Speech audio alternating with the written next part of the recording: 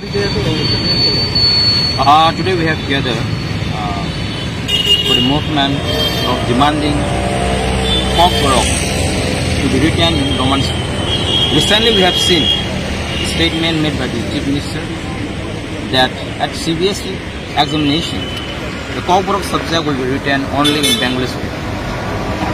We are not against of Bengali script, either we respect all the script, but 99% Kokborok speaking people demand for Roman script, and this is not a demand for 2-3 years, but this is a demand of TSF and the people of the Kokborok speaking people since very long time.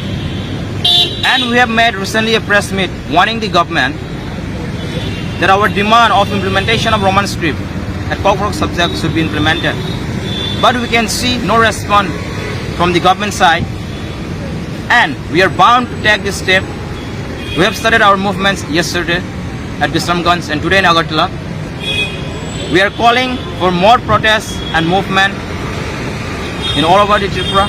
If not, still then the government is not listening us, we will go and we will be bound to call a strike all over the state. And our demand, we are not begging, but this is our right and it should be given to us. The government totally neglect us, but we want them again. We have requested several times. This is not the first time that we have come for a movement.